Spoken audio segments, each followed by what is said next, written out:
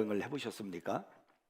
저는 수년 전에 성도들과 함께 그 소아시아 선교 여행을 하면서 크루즈 여행을 해봤습니다. 터키에서 그 그리스로 가는 이제 여정 속에서 2박 3일 동안 배를 타고 이제 가는 것입니다. 그때 이제 크루즈 배를 이제 탔는데, 이 크루즈 배는 여러분이 잘 아시는 대로 엄청나게 큽니다. 승무원들만 해도 뭐 천몇백 명이 될 정도고, 그 안에 탄 승객들을 합치면 수천 명이 됩니다. 그러니까 그 배가 얼마나 큰가 하는 것을 알 수가 있습니다. 그 배에 안 있으면은 아침, 점심, 저녁 다 줍니다. 그리고요, 그 배 안에 수영장이 있죠, 피트니스장도 있지요, 그리고 공연장도 있고, 그리고 영화관도 있고요. 한마디로 없는 것 빼놓고 다 있습니다. 그래서 이 크루즈 여행이 그렇게 편하고 좋을 수가 없어요. 근데 참 신기한 것은요, 크루즈 여행을 하면서 첫날 제가 잠을 자고 아침에 이제 일어나요. 그 아침에 일어나면은 이 배가 항구에 딱 도착을 합니다. 그리고 저도 이제 그 배를 타고서 이제 처음 이제 그 첫날 아침에 같이 잠을 자고 일어났더니 이제 그레데라고 하는 그 항구에 배가 딱 도착을 합니다. 참 신기해요. 자고 일어나면은 그 다음 목적지 항구에 딱 도착을 해요. 그 두 번째 그 이제 자고 났더니 배가 항구에 딱 도착했는데, 그리스 아테네항에 딱 도착을 이제 했던 것이 기억이 납니다. 근데 이 그레데항이라고 하는 곳에 첫날 이제 자고 일어났을 때 도착을 했는데, 이 항은 우리 그리스도인들에게 있어서는 잊을 수 없는 항입니다. 왜냐하면 사도행전 27장을 보면은요, 바울이 죄수의 몸으로 붙들려 가지고 호송되어서 로마로 갈 때 알렉산드리오라고 하는 그 배를 타고서 이제 로마로 이제 가게 됩니다. 그때 이제 바울이 이번 항해에 큰 풍랑을 만나서 배만 아니라 사람까지도 생명의 타격을 입을 것이니까 겨울을 지나고, 이 그레데에서 겨울을 지나고 떠나자, 이렇게 말을 합니다. 그러자 이 배에 호송 책임을 지고 있는 백부장이 남풍이 순하게 부니까 괜찮다고, 그 배에 대한 그 여러 가지 많은 경력을 지니고 있는 선주와 선장이 그렇게 말하니까 그들의 말을 믿고서 이제 강행을 합니다. 그래서 그들이 그 그레데라는 항구를 이제 떠나게 되는 거예요. 이제 며칠 지나지 않은데 아니나 다를까 뜻하지 않게 거대한 풍랑이 일어나는데, 그 풍랑이 바로 유로굴러라는 유명한 풍랑을 만나게 됩니다. 무려 14일 동안이나 그 배가 그 풍랑 속에 갇혀서 완전히 배가 다 깨어지고 이제 죽을 지경에 이르게 됐습니다. 성경에 의하면은 구원의 여망이 다 없어졌다고 그랬어요. 이젠 죽었구나, 모두가 다 죽었구나, 그렇게 생각을 했어요. 그런데 하나님의 은혜로 간신히 살아나서 이제 멜리데라라고 하는 섬으로 구조되는 것을 우리가 성경을 통해서 보게 됩니다. 남풍이 순하게 불어서 괜찮으리라 생각을 하고서 강행했는데, 바로 이 예기치 않게 유라굴로라는 광풍을 만나서 엄청난 고통을 당했던 그 사건이 바로 이 그레데 항에서 떠난 그런 놀라운 그 사건의 이야기가 성경에 기록이 되어 있습니다. 우리 인생을 인력 편주라고 그렇게 말하지 않습니까? 망망한 대해에 자그마한 배 한 척이 떠 있는 거와 같다는 겁니다. 잔잔한 바다에 있는 배는 그렇게 평화로울 수가 없죠. 아무런 문제가 없습니다. 순풍이 부는 대로 그 배가 움직이면 되니까요. 근데 문제는 이 바다라고 하는 것은 예기치 않은 때 거센 바람과 풍랑이 일어나게 된다는 사실입니다. 이것이 바로 인생이에요. 우리가 살다가 보면은 예기치 않는 그런 일을 만나가지고 얼마나 많은 아픔과 고통과 좌절과 슬픔을 겪게 됩니까? 본문이 바로 그런 예기치 않은 일을 만났을 때 어떻게 하며, 그리고 그 사건에서 무엇을 배워야 하는가 하는 것을 말씀해 주고 있습니다. 본문은 우리가 잘 아는 이야기로 예수님께서 가나 혼인잔치에 초대를 받으셔서 이제 갔는데, 예수의 어머니가 예수님께 와서 하는 말이 포도주가 떨어졌다, 이렇게 이 집에 포도주가 없다라고 말을 합니다. 이건 여러분 대형 사고입니다. 고대 전통 문화는 개인보다는 가정과 공동체를 훨씬 더 중요하게 여겼습니다. 삶의 의미는 개인의 성취에 있는 것이 아니고 좋은 남편이 되는 것이고 좋은 아내나 그리고 아들이나 딸이나 또 좋은 아버지 어머니가 되는 데 있습니다. 결혼의 목적도요, 주로 두 사람의 그 행복보다는 공동체를 결속시키고요, 다음 세대를 길러내는 데 있었습니다. 다시 말해서 사회의 공동선이 결혼의 취지였던 것입니다. 그러니까 결혼의 목적이 공동체를 이루는 일이다 보니까 매번의 결혼식이 있을 때마다 온 동네에 공동잔치가 이루어지는 겁니다. 동시에 신랑과 신부 각자에게도 인생 최대의 사건이었습니다. 이날을 기해서 그들은 성년이 되고 사회의 정식 구성원이 되었기 때문입니다. 따라서 그 고대 사회에, 그 팔레스타인의 유대 나라에서 혼인잔치가 이루어지면 일주일 이상 이렇게 오랫동안 지속되는 일은 이상한 일이 아니었던 것입니다. 이제 결혼 축제가 이제 일어나고 하루 지나고 이틀이 지났는지 어떻든 간에 어느 정도 지났을까 집안에 포도주가 떨어진 겁니다.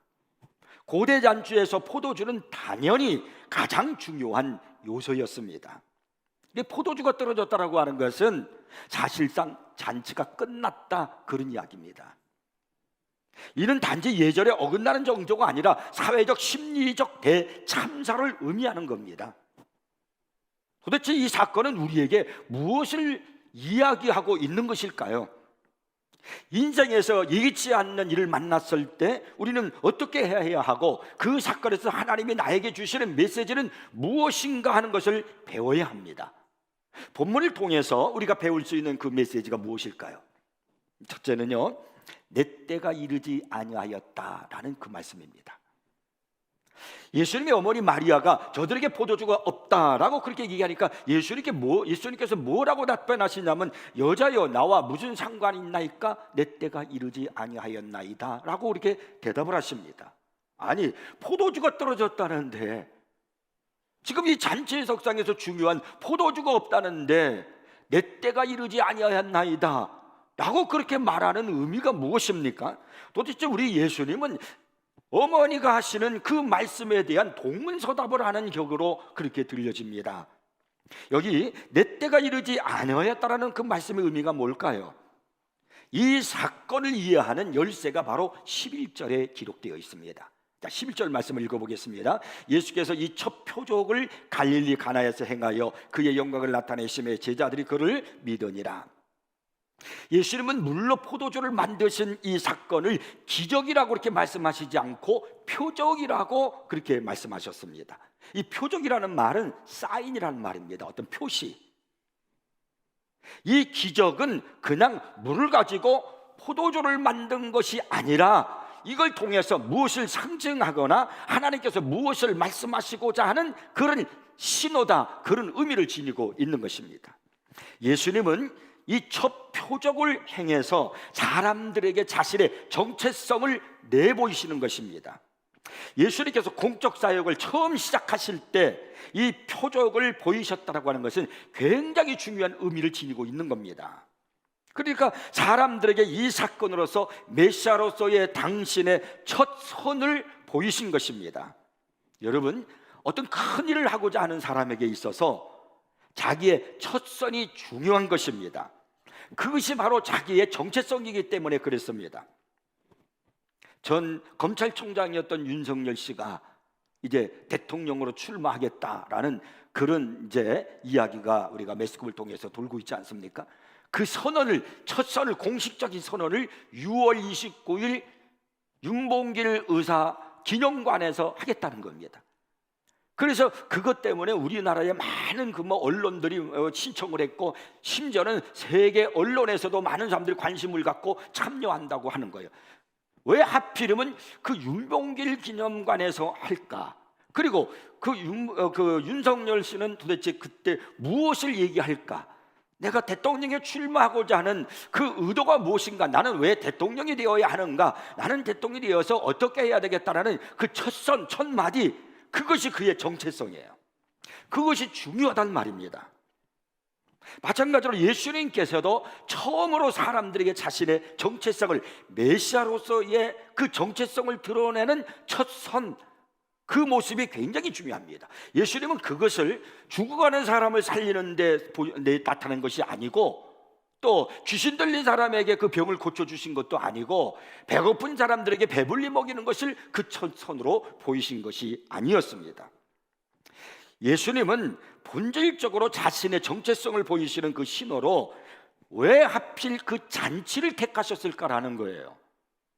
메시아로서 당신이 이 땅에 오신 그 사역을 보이는 것으로서 왜 첫선이 그 잔치석상에서의 기적을 보이셨는가라는 겁니다. 왜 초자연적인 능력으로 좋은 포도주를 다량으로 공급을 해가지고 혼인잔치를 이어가는 일에 포적을 행하셨을까요?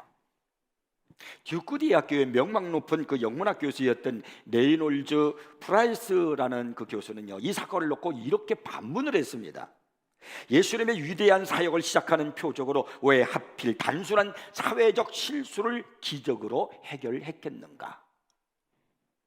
이 프라이스의 말처럼 그 당시에 사람들에게 잔치에 포도주가 떨어진 것은 물론 단순히 참석한 사람들에게 창피한 일 이상이었을 것입니다. 하지만 그렇다고 해서 신랑 신부가 아무리 수치를 당한다고 해도 생사가 달린 문제는 아니지 않습니까?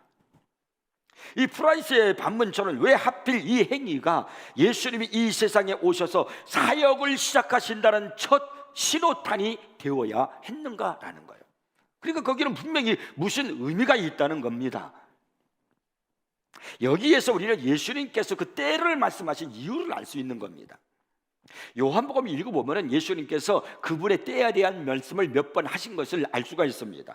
근데 그 때를 말씀하실 때마다 매번 예수님은 자신의 죽음을 두고 하신 말씀이었습니다. 그러므로 그분의 때는 곧 십자가에 죽으시는 것을 의미하는 것입니다. 예수님은 항상 자신의 죽음을 생각하셨습니다. 그것이 예수님이 이 땅에 오신 목적이었기 때문입니다. 그렇다면 예수님께서 십자가에 죽으시는 것하고 포도주가 떨어져 그 문제를 해결하는 것하고는 도대체 무슨 상관이 있다는 말입니까? 그 이유를 본문 9절 10절을 보면 우리가 알 수가 있습니다. 한번 읽어볼게요. 연회장은 물로 된 포도주를 맛보고도 어디서 나는지 알지 못하되 물도온 하인들은 알더라. 말하되 사람마다 먼저 좋은 포도주를 내고 취한 후에 낮은 것을 내거늘 그대는 지금까지 좋은 포도주를 두었도다 하니라. 여기 연회장이라는 사람은 어떤 사람이냐면 그 행사, 잔치 행사 진행을 맡은 사회자입니다. 이제 하객들이 많이 올 거 아니에요? 그 잔치에 참석하기 위해서. 그러면 그들로 하여금 축하하게 하고, 그리고 축가의 조건들을 두루 완벽하게 그렇게 만드는 그런 직무를 맡은 사람이 연회장입니다. 그러니까 한마디로 그는요, 잔치의 흥을 돋구는 그런 책임을 맡은 사람이 연회장입니다. 근데 지금 포도주가 떨어졌어요. 그러니까 잔치의 흥이 깨질 상황입니다. 기쁨을 잃어버릴 상황입니다. 근데 바로 그때 예수님께서 물을 가지고 포도주를 만들어서 그 난국을 수습하신 것입니다. 아마 예수님은 그때 그렇게 물을 가지고 포도주를 만드시고 잔치가 깨질 상황 속에서 주님은 이렇게 혼자 말씀하셨을 것입니다. 내가 참 연회장이니 나는 잔치의 주인이니라. 그렇습니다. 예수님께서 모든 영광을 버리시고 자신을 낮추시고 십자가에 죽으신 이유는 우리에게 축제의 기쁨을 주시기 위해서입니다. 그분의 희생과 고난당한 죽음은 모두가 수단에 불과하고요, 목적은 우리에게 기쁨을 주시는 겁니다. 원래 우리는 기쁨을 갖고 사는 사람들이었습니다. 에덴 동산에서 처음 창조된 인간은 에덴 동산에서 하나님과 함께 교제하면서 기쁨과 행복을 누리면서 사는 그런 것이었습니다. 그런데 죄로 말미암아 잃어버렸잖아요. 그래서 예수님께서는요, 자기 백성에게 이 땅에 오셔서 그들을 속죄하심으로 기쁨을 주시기 위해서 오신 것입니다. 이사야서 25장 8절에 보니까 사망을 영원히 멸하실 것이라 주 여호와께서 모든 얼굴에서 눈물을 씻기시며 자기 백성의 수치를 온천하여서 제하시리라 이렇게 말씀합니다. 또 예수님은 요한복음 15장 11절에서 내가 이것을 너에게 이르면 내 기쁨이 너희 안에 있어 너희 기쁨을 충만하게 하려 함이라고 이렇게 말씀하셨습니다. 또한 요한복음 17장 13절에서는요, 지금 내가 아버지께로 가오니 내가 세상에서 이 말을 하옵는 것은 그들로 내 기쁨을 그들 안에 충만히 가지게 하려 함이니이다 라고 하나님께 기도하셨습니다. 예수님은 자신이 세상에 온 것은 우리에게 기쁨을 주시기 위함임을 분명히 성경을 통해서 이렇게 말씀하셨습니다. 그런데 이 기쁨을 어떻게 할 수 있습니까? 우리가 이 기쁨을 어떻게 얻을 수 있습니까? 예수님께서 죽으심으로 얻을 수 있는 거예요. 잔치는 기쁨을 나누는 시간입니다. 흥겹고 노래하고 춤추고 뭐 하는 것이 잔치 아닙니까? 결혼식장에 가보세요. 얼마나 기쁩니까? 근데 그 잔치에 포도주가 떨어졌다는 것은 그 기쁨을 잃어버렸다는 이야기입니다. 그러므로 예수님께서 내 때가 이르지 아니었다라고 하시는 그 말씀 속에서 물로 포도주를 만드신 것은 나는 잔치의 주인이니 결국 기쁨을 주러 왔노라. 그래서 나의 정체를 드러내는 행동이자 이 첫 기적은 만인에게 웃음을 주는 일이다, 기쁨을 주는 일이다 라고 그렇게 말씀하시는 겁니다. 자, 그렇다면은 여러분은 주님이 주신 그 기쁨을 맛보시고 계십니까? 예수님은 분명히 이 땅에 오셔서 십자가에 죽으셨습니다. 우리에게 기쁨을 주시기 위해서 십자가에 죽으시고 그 뜻을 다 이루셨습니다. 그렇다고 하면은 여러분은 이제 그 예수를 믿음으로 우리가 기쁨을 누려야 되지 않겠습니까? 정말 여러분 그렇게 살고 계십니까? 우리가 인생을 살다가 보면은 예기치 않은 일을 만날 수가 있어요. 이 자리에 앉아서 말씀을 듣는 여러분들 중에도 그 상황 속에 지금 속해 있는 분이 있을 수도 있습니다. 무거운 발걸음을 가지고 교회에 오신 분도 있을 것이고, 영상으로 예배를 드리는 분들 중에도 가슴 아픈 그 마음을 끌어안고 설교를 듣고 예배를 드리는 분도 없지 않아 있을 수 있어요. 그때 여러분 꼭 기억하실 것이 있어요. 오늘 본문에서 예수님이 하신 말씀이에요. 내 때가 아직 이루지 아니하였나이다. 이 말이 무슨 말이냐면 나는 너희에게 기쁨을 주기 위해서 이 땅에 와서 죽었다는 겁니다. 나는 죽기 위해서 왔는데 그 죽음은 너에게 행복을 주고 기쁨을 주기 위해서 왔다는 겁니다. 이 주님의 음성을 듣고 우리는 다시 기쁨을 회복하는 사람이 되어야 하는 겁니다. 그 다음에 두 번째는요, 왜 정결 예식에 쓰이는 항아리에 물을 채우라고 하셨는가라는 겁니다. 자, 5절에부터 7절 보면은 그 말씀을 하고 계십니다. 그의 어머니가 하인들에게 이르되 너희에게 무슨 말씀을 하셨는지 그대로 하라 하니라. 거기에 유대인의 정결 예식을 따라 두세 통 도는 돌 항아리 6이 놓였는지라. 예수께서 그들에게 이르시되 항아리에 물을 채우라 하신즉 아귀까지 채우니. 유대인들은요, 의식과 규정이 참 많아서 잡다한 절차를 거쳐서 몸을 정결하게 씻어야 했습니다. 이것을 영적으로 해석을 하면요, 거룩하신 하나님과 죄 많은 우리가 연결되기 위해서 속죄와 정화와 용서가 필요하다는 것을 말하는 겁니다. 무작정 그 부분의 임재 안으로 들어갈 수가 없습니다. 죄인인 우리가 거룩하신 하나님과 어떻게 함께할 수 있겠습니까? 그래서 유대인들에게는요, 복잡한 정결 예식이 많았고요, 그것의 절정이 뭐냐면 피제사였습니다. 본문에서 등장하는 바로 이 항아리가 통상 그런 정결 예식에 쓰이는 항아리였습니다. 유대인의 집 입구에는 항상 정결 예식용 물이 이렇게 준비되어 있었습니다. 이 물은 식수가 아닙니다. 정결 예식을 위해서 쓰기 위한 물로서 이 물은 허드렛 물입니다. 이 물은 손발을 씻거나 뭐 옷을 뿌리거나 그릇을 담글 때, 그 정결 예식을 할 때 사용되는 겁니다. 그러므로 굳이 이 물을, 깨끗한 물을 가지고 사용할 필요는 없는 겁니다. 그리고 예수님께서는 그 허드렛 물로 포도주를 만드셨다는 겁니다.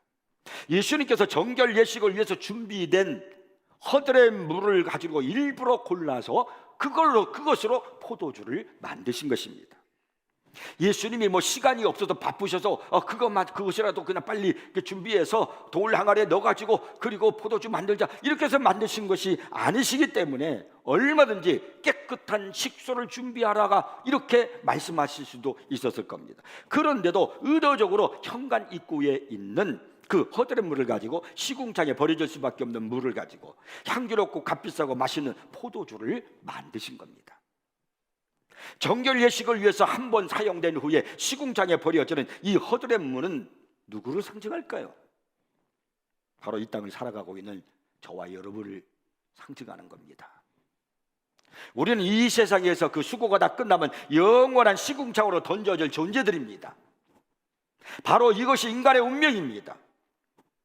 그럼 무엇 때문에 우리 인간이 이렇게 허드렛물과 같은 존재가 되었습니까? 죄 때문에 그런 거예요. 죄가 뭡니까? 죄가 왜 시작되었습니까? 창세기 3장에 보면은 인류 최초의 범죄가 기록되어 있습니다. 인류의 조상인 아담과 하와가 선악과를 따먹은 것이 최초의 범죄였습니다. 인류의 불행은 선악과를 따먹은 후부터 시작된 겁니다.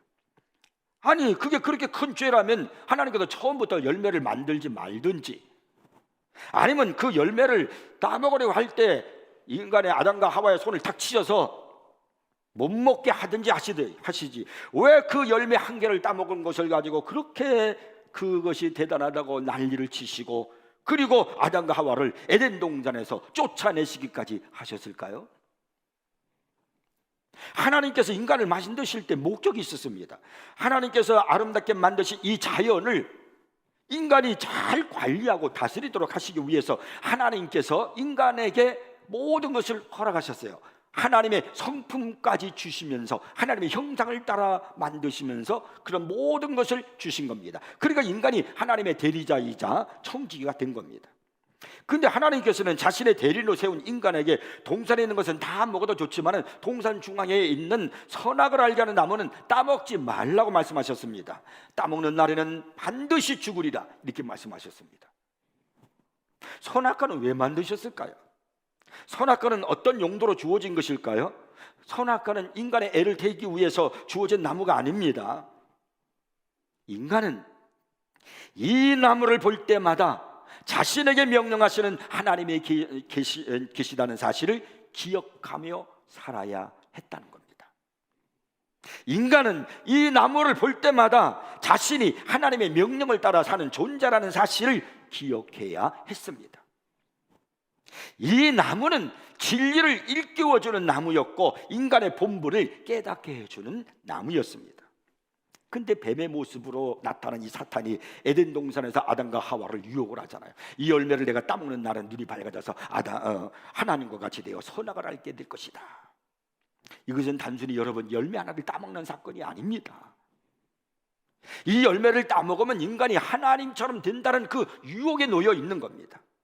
아담과 하와가 선악과를 따먹었다는 것은 이제는 내가 하나님이 되어서 독립해서 스스로 그렇게 하나님처럼 되어 살려고 하는 의도가 그 안에 숨겨져 있었던 겁니다.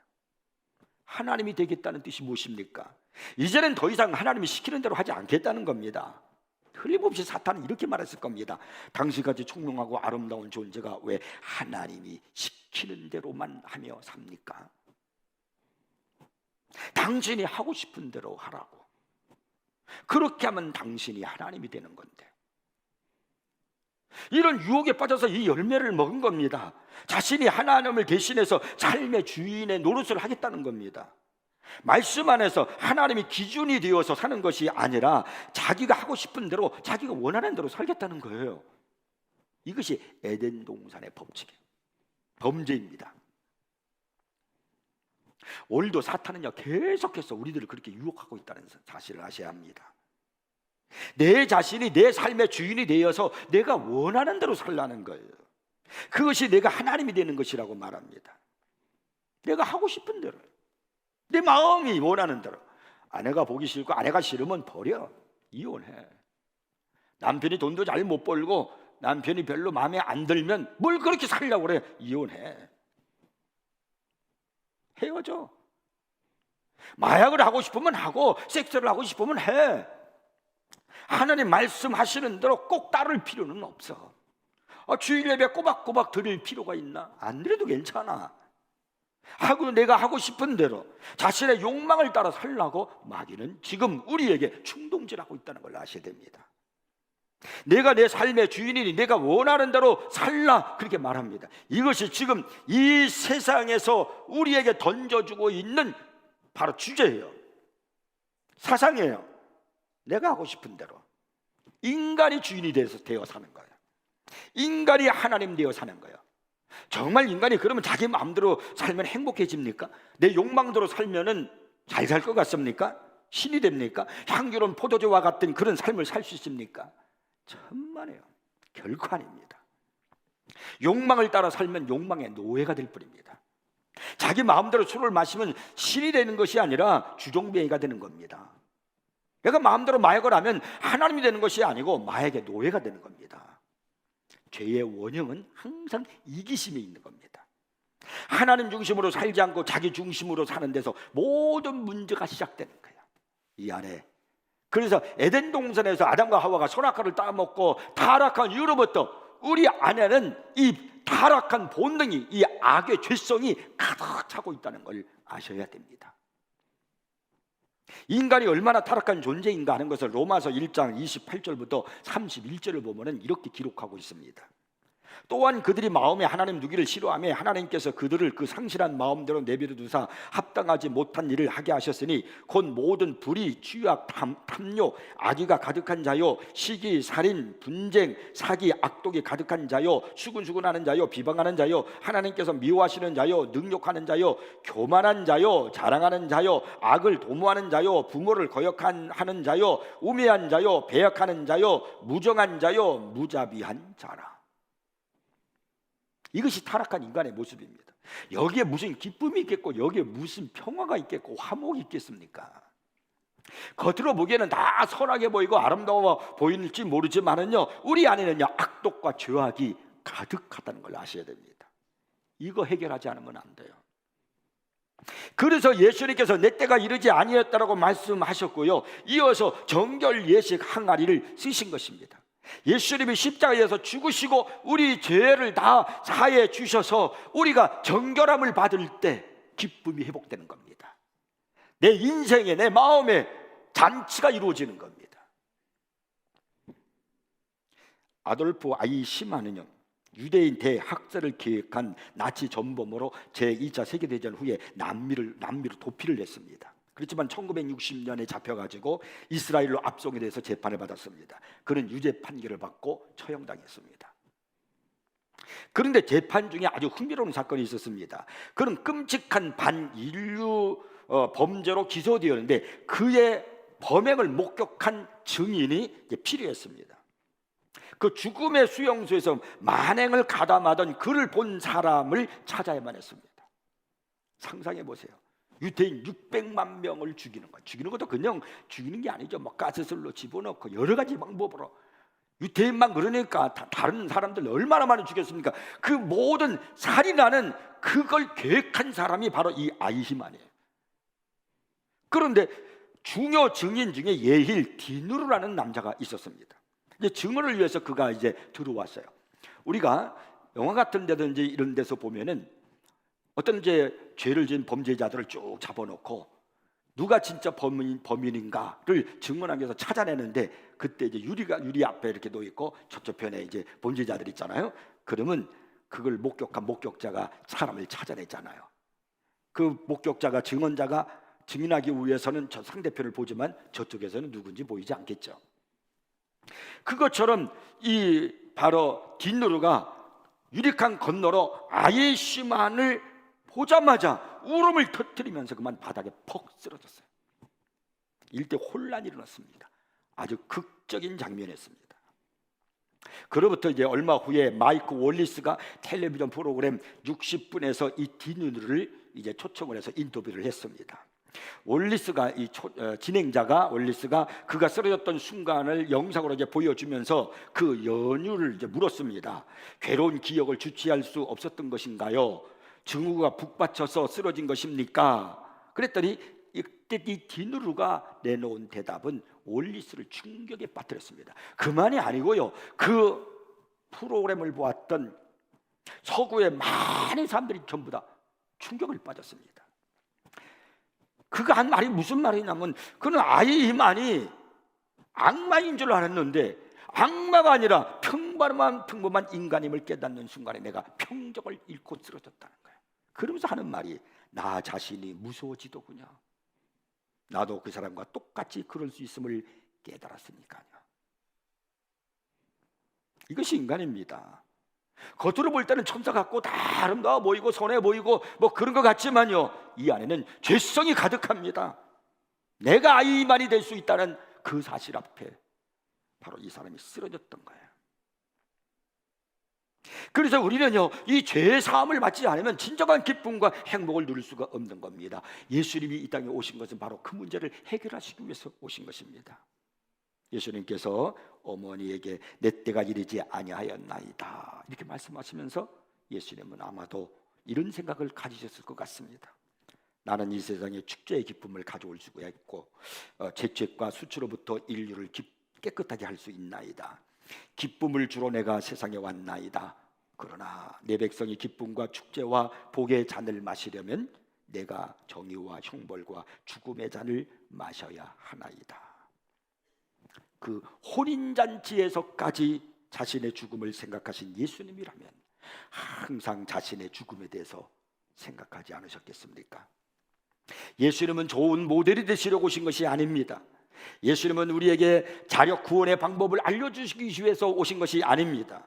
친히 우리를 구원하시기 위해서 오신 것입니다. 그분은 죽기 위해서 오신 것입니다. 그분이 피 흘려 저주와 형벌의 잔을 마셨기 때문에 이제는 우리는 복과 사랑의 잔을 들어 올릴 수 있는 겁니다. 사랑하는 성도 여러분, 삶에서 예기치 않은 내가 이를 만났을 때, 힘든 고난을 만나고 정말 어려운 일을 만났을 때 당황하거나 혼란에 빠지지 마십시오. 믿음을 잃지 마십시오. 오늘의 이 말씀을 기억하십시오. 내 때가 이르지 아니하였나이다. 나에게 기쁨과 행복을 주시기 위해서 십자가에서 죽으셨던 그 예수님을 기억하십시오. 예수님은요, 십자가에서 마지막 피 흘려 죽으시면서 마지막으로 한 말씀이 뭔 줄 아십니까? 다 이루었다요. 다 이루었다. 테텔레스타이라는 그런 말이에요. 테텔레스타이. 이 말의 뜻이 무슨 말이냐면요, 다 갚았다 그런 말입니다. 내가 어떤 사람에게 빚을 졌어요. 그럼 빚을 졌으면 내가 빚 때문에 마음이 무거우고 빚쟁이게 시달리게 돼 있어요. 근데 빚을 다 갚아버리면 마음이 얼마나 속 시원합니까? 이제 자유함이잖아요. 내가 누군가의 노예가 되었어요. 노예는 자유가 없어요. 기쁨이 없어요. 그런데 그 노예로부터 자유함을 얻었어요. 그것이 바로 테텔레스타이, 다 이루었다입니다. 그래서 이제는 잔치 인생이 되는 겁니다. 이것이 바로 내 때가 이르지 아니하였나이다라는 예수님의 말씀 속에 담겨져 있는 겁니다. 그리고 항아리에 물을 채우라. 십자가의 보혈로 깨끗함을 받아 죄에서 정결하면 되는 것이 무엇보다 내 인생에 중요하다는 겁니다. 우리는 주님 앞에 십자가의 보혈을 기억하며, 하나님, 내가 살다 보니 또 이런 죄를 졌고 이런 오염이 내 안에, 내 영적으로 생겼네요. 주님, 나를 깨끗게 하옵소서. 내 죄를 용서해 주시옵소서. 나를 정결케 하옵소서라면서 여러분 주님 앞에 자신의 죄를 회개하고 고백하고 주님을 의지할 때 내 심령이 깨끗해지면요, 그때 여러분이 영원히 살아나게 되고 여러분이 진정한 기쁨과 평안이 올 줄 믿으시기 바랍니다. 주님은 우리를 살리시고 기쁨과 행복을 주시기 위해서 오신 잔치의 연회장이시고요, 허들의 물 같은 우리를 포도주로 만들어 주시는 분이십니다. 이제 우리들이 할 일은 딱 하나밖에 없어요. 그분은 이미 2000년 전에 십자가에서 다 이뤘다고 하셨으니까 이제 그분을 의지하고 그분의 십자가를 바라보며 그리고 그 보혈의 피를 의지하면서 이제 정결 예식을 하는 그런 삶을 사는 겁니다. 늘 하나님, 연약하고 부족하고 넘어지고 타락한 나입니다. 용서해 주시옵소서. 죄로 씻어 주시옵소서. 나를 정결케 하옵소서. 그때 여러분, 허들의 물이 포도주가 된 것처럼 내 인생이 기쁨과 잔치의 인생이 될 줄 믿으시기 바랍니다. 기도하겠습니다.